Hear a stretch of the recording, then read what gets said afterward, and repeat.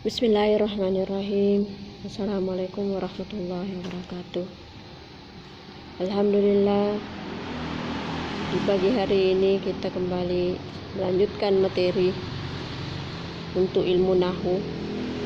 Semoga persiapan Anda sudah maksimal, termasuk dalam hal catatannya, termasuk persiapan bodinya. Mudah-mudahan Anda ya pada sehat semua dalam menerima materi, amin. Ya, untuk mempersingkat waktu, mari kita dulu bersama-sama membaca doa agar supaya ilmu yang kita peroleh nantinya itu bisa bermanfaat dan bisa berbarokah. Bismillahirrahmanirrahim. Rabbi shrah li sadri wa yassir li amri wahlul 'uqdatam min lisani yafqahu qawli. Allahumma zidana ilman warzuqna fahman sahiha. Amin. Allahumma amin. Anakku sekalian, pada pertemuan yang pertama kita telah bahas tanda hafaz ya. Tanda hafaz itu ada 3, yakni al-kasrah, kemudian aliyah, kemudian al-fathah. Sekira bagian al-kasrah itu kita urai satu persatu. Sekira bagian pertama al-kasrah itu sudah.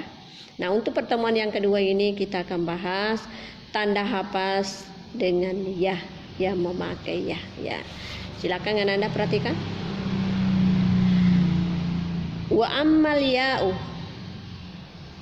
fatakunu alamatan lil hafzi fi salasati mawadi'i fil asma'il hamsati fit tasniyati wal jam'il musakkari. Bisa ditambah di situ wal jama' karena di sini hanya menyebutkan wal jama'. Nah, jadi bisa kita tambah wal jam'il musakkari karena jamak yang memakai ya itu adalah hanya jamak musakkar salim. Nah, jadi langsung saya disebut wal jam'ul musakkari. Ya, saya terjemahkan. Wa ammal ya'u, adapun aliyah. Berarti ini pembagian kedua tadi dari di atas ya.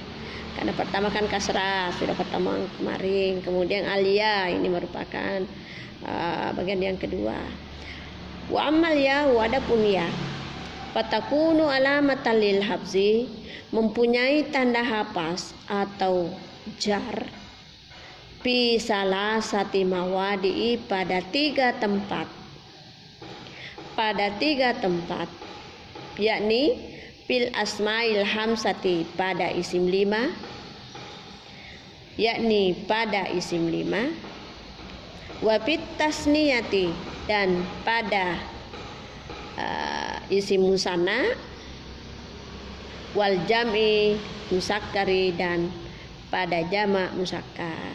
Nah, jadi masing-masing 3 ya. Kasrah yang kemarin itu kita bahas ya mempunyai 3 tanda, yakni isim mufrad, jamak taksir, dan jamak muannats salim. Sedangkan ini pada bagian yang kedua ya ini mempunyai juga 3, yakni pertama adalah isim hamzah, tasniyah, kemudian jamak. Nah, saya urai dulu satu persatu lagi. Apa dulu itu yang dimaksud dengan asmaul hamzah?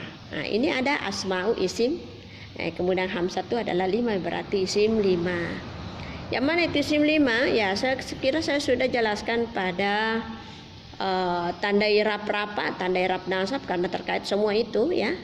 Nah, jadi hanya 5 itu, tidak boleh lebih. Nah, kalau lebih berarti bukan asmaul hamzah. Nah, tidak sesuai dengan teksnya hamzah. Nah, saya bacakan kembali. Yang masuk asmaul hamzah adalah abuka, ahuka, hamuka, buka.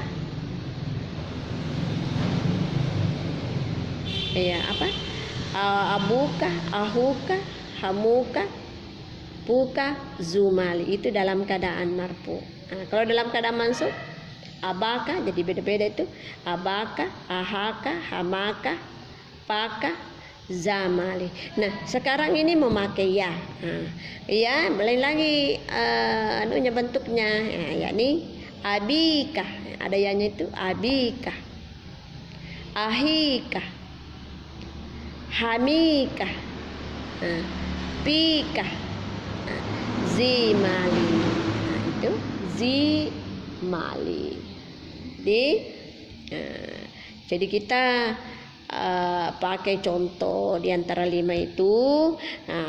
Apabila di depannya ada harfu jar, maka otomatis isim 5 itu berbaris di bawah dengan memakai bentuk yang memakai ya. Misalnya ra'aitu abika, ra'aitu saya melihat, ra'aitu saya melihat, abika bapakmu, saya melihat bapakmu. Jadi bukan tanda barisnya di sini adalah berbaris, karena kan bukan lagi berbaris di bawah dipakai, tetapi ya. Jadi kalau kita urai bahwa ini didahului oleh harfu jar, maka jarnya itu yang dipakai itu adalah tanda jar aliyah. Kenapa? Karena dia asmaul hamzah. Kalau tadi yang di atas itu adalah karena memang tanda jarnya itu adalah baris di bawah. Kalau ini bukan baris tetapi huruf ya, makanya dia berubah itu bentuknya. Tadi saya baca dari abuka, ada wawunya itu dalam keadaan marfu, abaka ada alifnya dalam keadaan mansub. Nah sekarang dalam keadaan memakai ya, abika, karena ianya yang menjadi tanda majrur atau tanda jar, bukan baris, karena baris sudah kan lewat kita pelajari. Jadi contohnya ra'aitu ila abika, saya memandang kepada bapakmu. Jadi misalnya di sini kalau kita mau urai, ila harfu jar, abika majrurun bilia, tanda jarnya adalah ya karena dia asmaul hamzah didahului oleh harfu jar. Jadi kalau mengatakan ila abaka itu salah. Kenapa salah? Karena di keterangannya mengatakan yang memakai tanda jar aliyah adalah asmaul hamzah, maka otomatis dari abaka itu dirubah menjadi abika yang memakai ya, karena itu yang menjadi tanda jar nanti. Ra'aitu ahika, ra'aitu hamika, ra'aitu pika, ra'aitu zimali. Ya seperti itu modelnya. Yang jelasnya yang menjadi pokok di sini adalah asmaul hamzah dengan memakai ya pada huruf sebelum terakhirnya. Ya, karena dia dalam keadaan majrur. Selanjutnya, bagian yang kedua adalah tasniyah. Apa itu tasniyah? Adalah isim yang menunjukkan dua. Isim yang menunjukkan dua jumlahnya. Jadi ada itu pertama mufrad tunggal, kemudian ada yang menunjukkan dua. Apakah itu dua laki-laki atau kedua perempuan sama. Kemudian ada yang menunjukkan tiga, dalam hal ini jamak. Jadi yang memakai tanda jariyah di sini yang pertama adalah asmaul hamzah seperti tadi yang saya sebutkan. Yang kedua ini adalah isim tasniyah yang menunjukkan dua. Contohnya al muslimu, muslimu itu mufrad, ditambah kita mau berubah menjadi dua, ditambah ya pada akhirnya, pada akhir mim, muslimu muslimaini, kan muslimu baru mimnya itu ya. Anak-anakku sekalian, kita lanjut karena tadi ada masalah sedikit ya. Jadi ini yang kedua adalah isim musanna yang menunjukkan dua. Seperti tadi saya sampaikan bahwa pada bentuk mufradnya itu huruf terakhir dari mufrad itu ditambah ya dengan nun. Muslimu, mimnya itu dikasih baris fathah, baru ditambah ya dengan menjadilah muslimaini. Jadi misalnya kita mau bentuk dalam kalimat ra'aitu ilal muslimaini, saya melihat kedua orang muslim itu.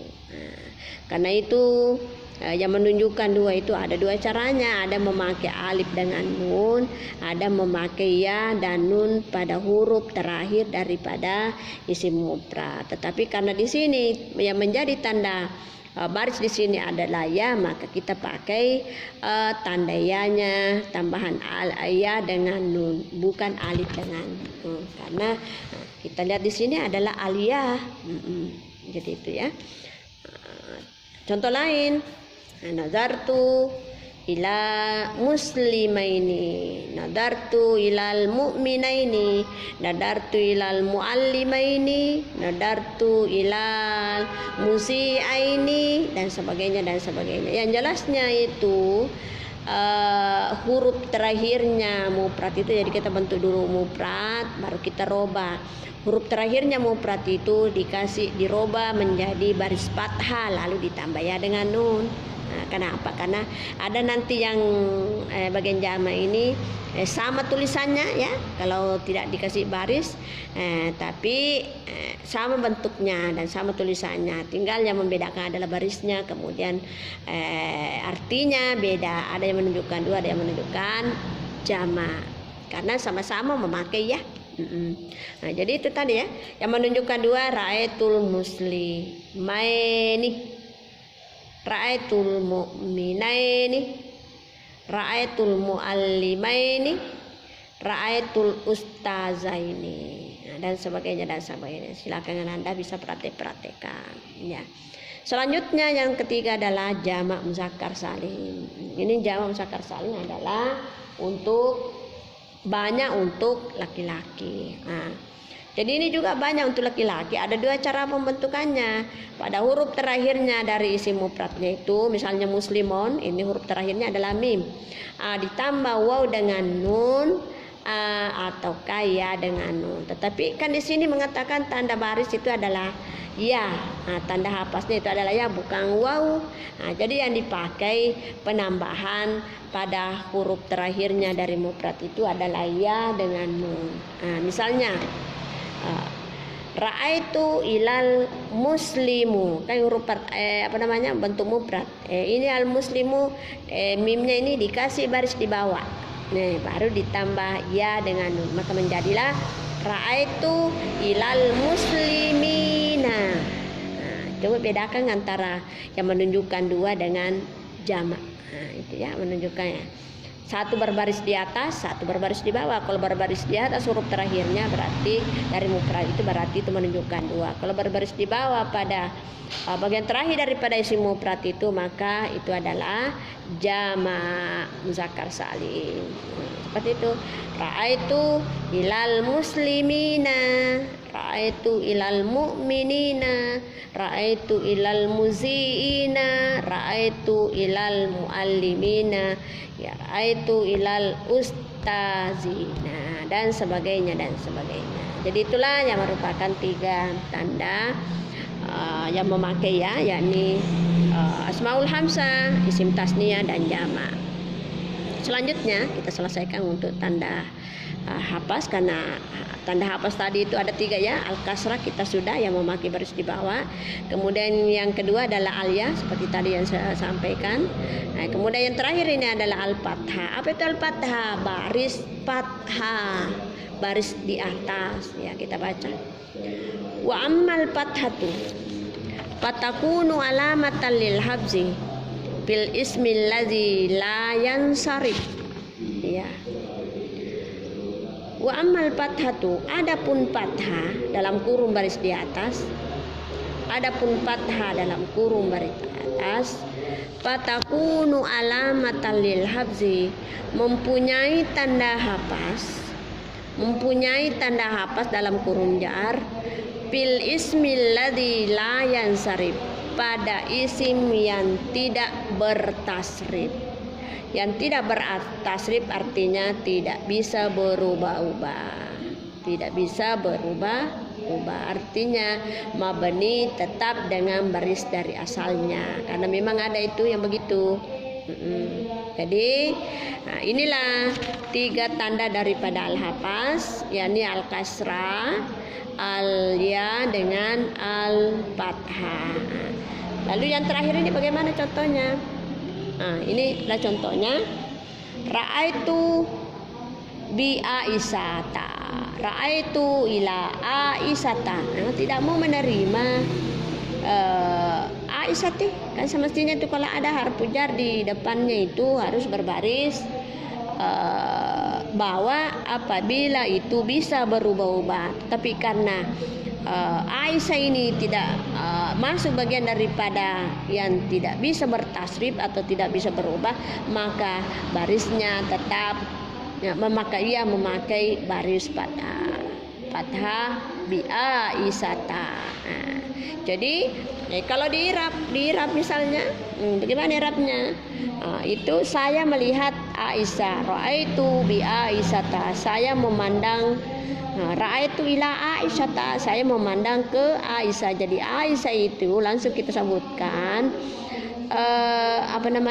langsung kita sebutkan kasrah. Tanda kasrahnya adalah fathah li'annahu, karena dia ismul ladzi la yansarif, karena dia termasuk isim yang tidak berubah-ubah. Jadi dia memakai baris fathah dan tidak memakai baris kasrah yang semestinya. Karena kenapa tidak memakai baris kasrah padahal ada harfu jar?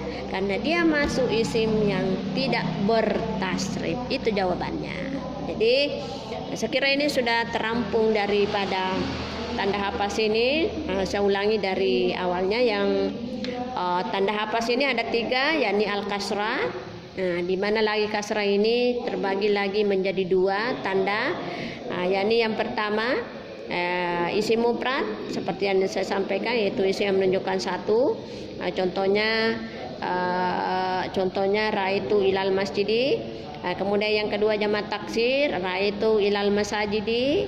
Kemudian yang ketiga adalah ra'aitu ilal muslimati. Kemudian yang kedua adalah al-ya. Tanda ya itu mempunyai lagi 3 tanda, yakni pada isim hamzah, asmaul hamzah. Contohnya adalah ra'aitu ila abika. Kemudian yang menunjukkan 2, fitasniyah menunjukkan 2, ra'aitu ilal muslimah ini. Kemudian yang menunjukkan jamak, ra'aitu ilal muslimina. Kemudian yang terakhir dari bagian yang ketiga ini adalah tanda fathah. Itu memakai tanda baris fathah apabila isim itu menunjukkan ismul ladzi la yansarif, artinya tidak bertasrif. Contohnya tadi adalah ra'aitu ila Aisyata.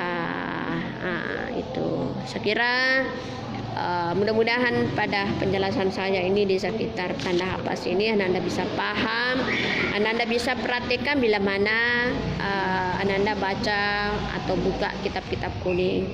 Atau kalau itu buku-buku bahasa Arabnya ada yang tidak ada barisnya, ya coba-coba Anda baca dan ingat-ingat ini ilmu nahu. Oh, ilmu nahu mengatakan harus memakai tanda begini karena begini. Coba cari solusinya. Oh, ini. Misalnya tadi ra'aitu ila Aisyah. Kenapa ini Aisyah berbaris di atas padahal ini ada harfu jar? Buka buku. Oh, kenapa ya? Oh, ini Aisyah termasuk ismul ladzi la yansarif. Ya, seperti itu caranya kita. Sekira inilah yang menjadi materi atau penjelasan saya. Mudah-mudahan Anda bisa paham, Anda bisa memahaminya dengan baik. Saya akhiri pertemuan ini dengan mengucapkan alhamdulillahirabbil alamin. Assalamualaikum warahmatullahi wabarakatuh.